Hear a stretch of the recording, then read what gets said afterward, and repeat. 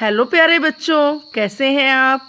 आज हम मुंशी प्रेमचंद जी द्वारा लिखी गई कहानी पढ़ने जा रहे हैं जिसका नाम है ईदगाह।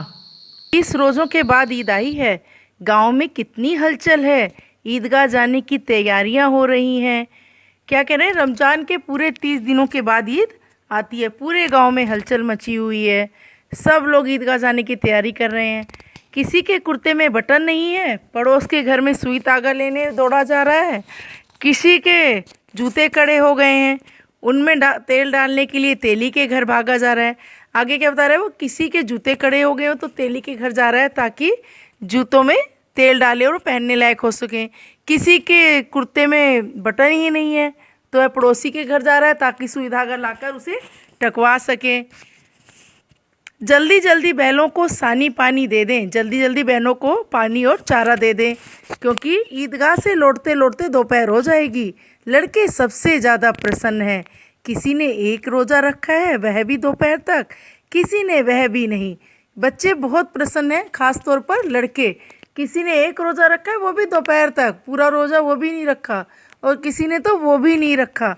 लेकिन ईदगाह जाने की खुशी उनके हिस्से की चीज़ है। लेकिन ईदगाह जाना तो उनके हिस्से की बात है भाई, ईदगाह तो जाएंगे। रोज़े बड़े बूढ़ों के लिए होंगे, इनके लिए तो ईद है। बच्चे क्या कहते हैं, रोज़े रखने के लिए हमारे घर में बड़े बूढ़े हैं, हम तो ईद बनाएंगे। रोज़ ईद का नाम रटते थे, आज वह आ गई। रोज़ रोज़ पूछते थे ईद कब आएगी, ईद कब आएगी, ईदी कब मिलेगी। अब जल्दी पड़ी है कि लोग ईदगाह क्यों नहीं चलते। बार बार जेब से अपना खजाना निकल कर गिनते हैं और खुश होकर फिर रख लेते हैं। बच्चों को अगर थोड़े से ही पैसे मिल जाए तो उसे कितनी बार गिनते हैं, फिर जेब में रखते हैं। महमूद गिनता है 1 2 10 12, उसके पास 12 पैसे हैं। महमूद के पास पूरे 12 पैसे हैं। मोहसिन के पास 1 2 3 8 9 15 पैसे हैं। इन्हीं अनगिनत पैसों से अनगिनत चीज़ें आएंगी। बच्चे क्या कह रहे हैं, हमारे पास इतने सारे पैसे हैं, अब तो हम बहुत सारी चीज़ लेकर आएंगे, खिलौने, मिठाइयाँ, बिगुल, गेंद और जाने क्या क्या। सबसे ज़्यादा प्रसन्न है हामिद, सबसे ज़्यादा प्रसन्न, खुश। खुश कौन है? हामिद। हामिद अपनी बूढ़ी दादी अमीना की गोद में सोता है। हामिद किसके साथ रहता है? अपनी दादी अमीना के साथ। देखो हामिद को दिखाया भी गया है बच्चों यहाँ पर।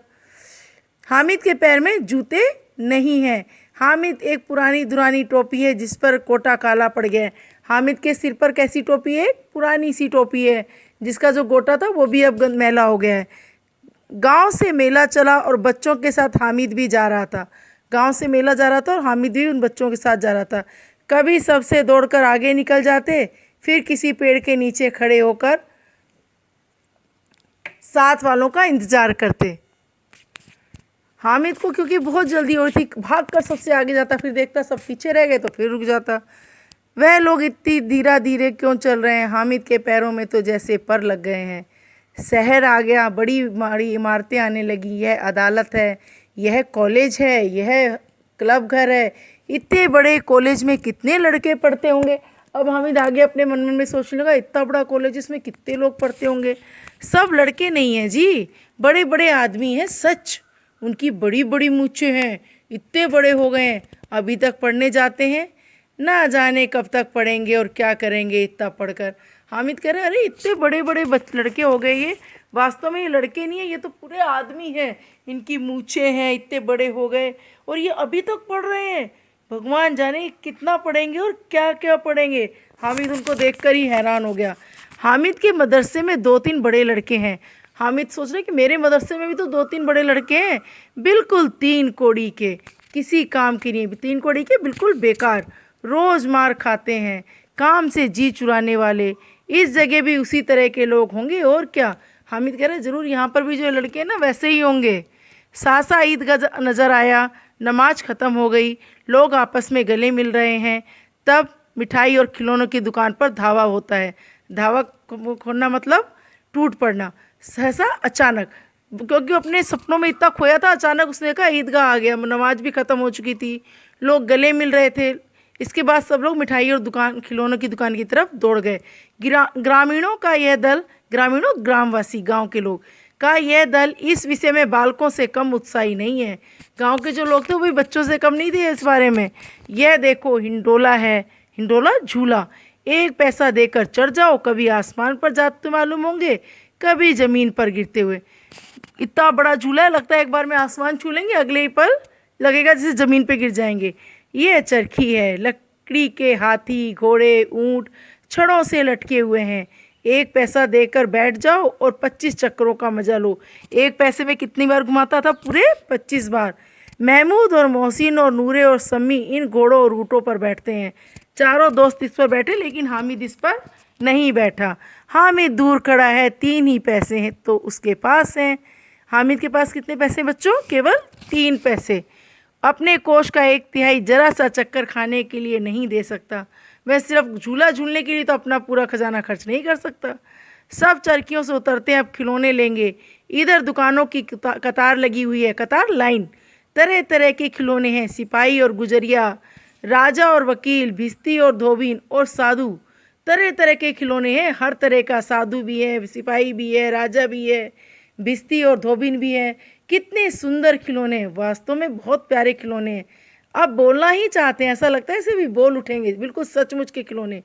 महमूद सिपाही लेता है, खाकी वर्दी और लाल पगड़ी वाला। महमूद को क्या पसंद आता है? सिपाही।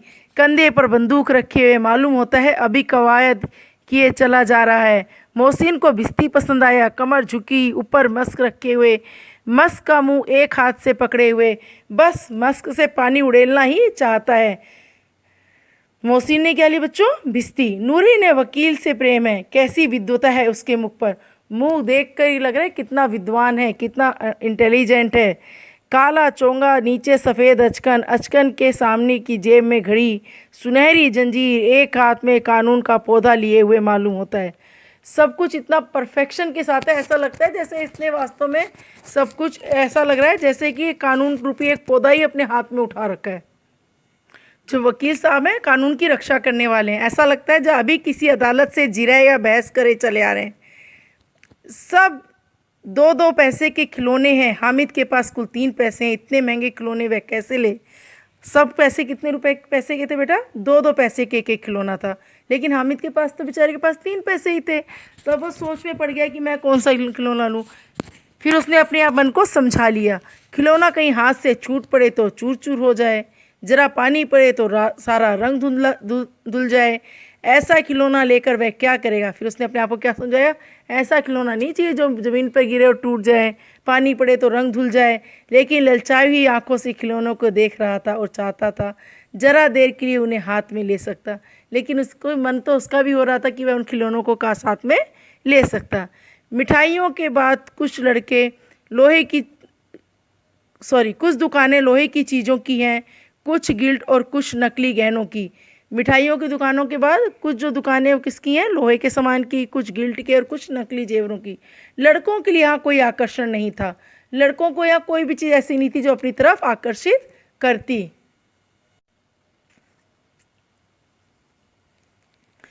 मिठाइयों के बाद कुछ दुकानें लोहे की चीज़ों की हैं, कुछ गिल्ट और कुछ नकली गहनों की।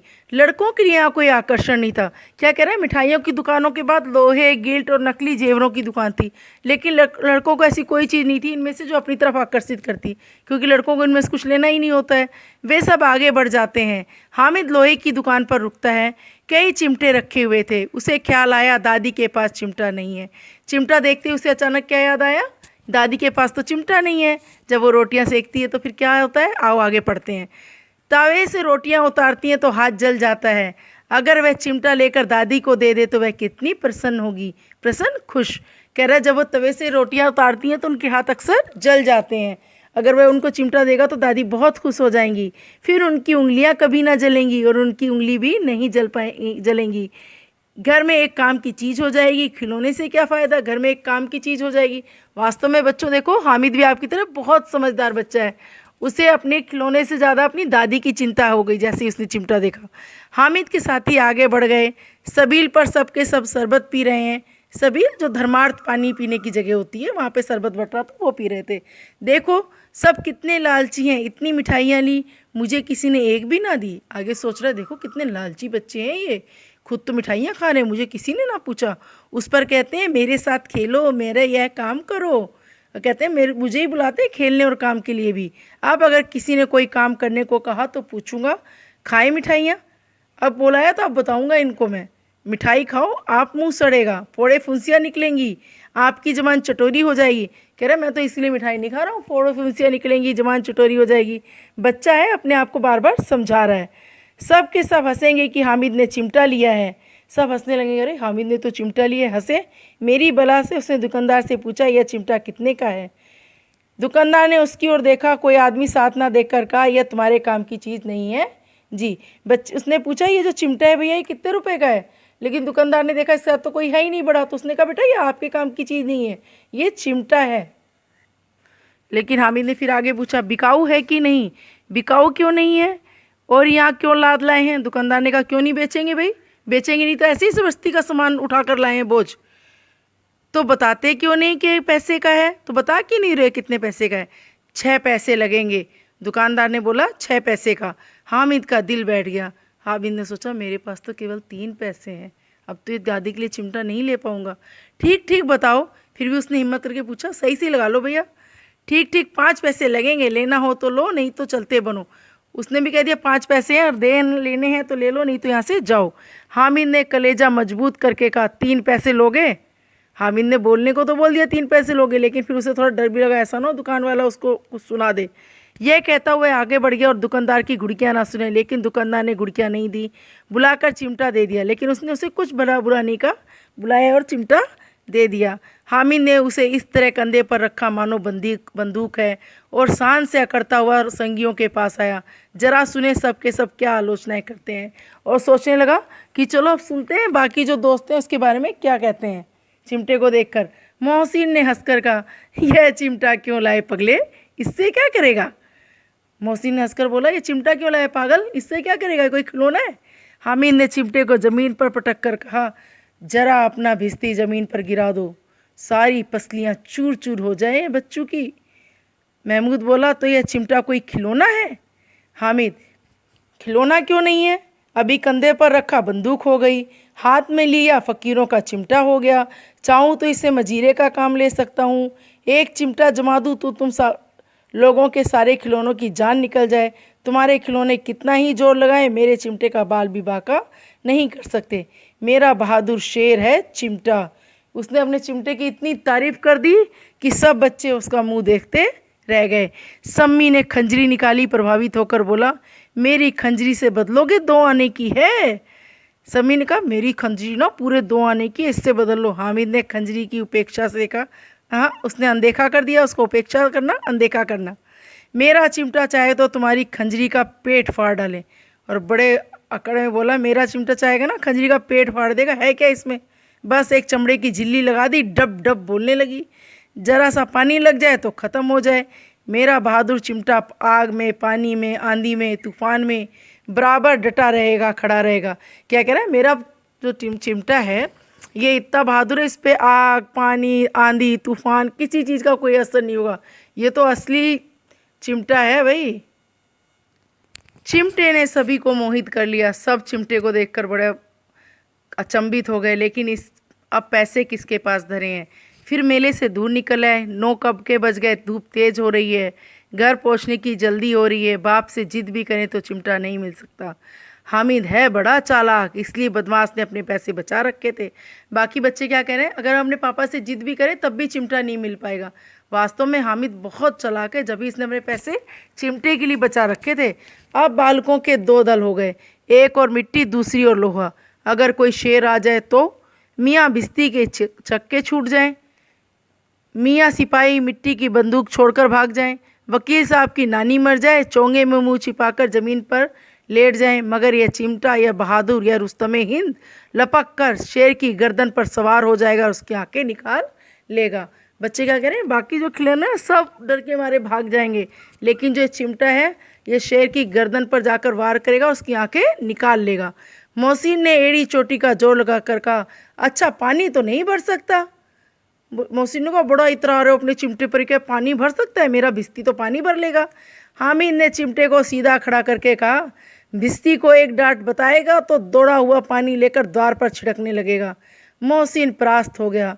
अब महमूद ने कुमुक पहुँचाई, अगर बच्चू पकड़े जाएं तो अदालत में बंधे बंधे फिरेंगे, तब वकील साहब के ही पैर पड़ेंगे। क्या कह रहा है, अगर तुम्हारा चिमटा कभी फंस गया ना तो वकील साहब के पैर पड़ने पड़ेंगे इसको।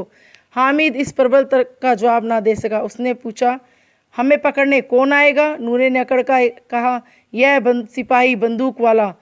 हामिद ने मुंह चिढ़ाकर कहा, यह बेचारे हम बहादुर रिश्तों में हिंद को पकड़ेंगे? क्या तुम्हारे ये जो सिपाही हैं हमें पकड़ेंगे ये?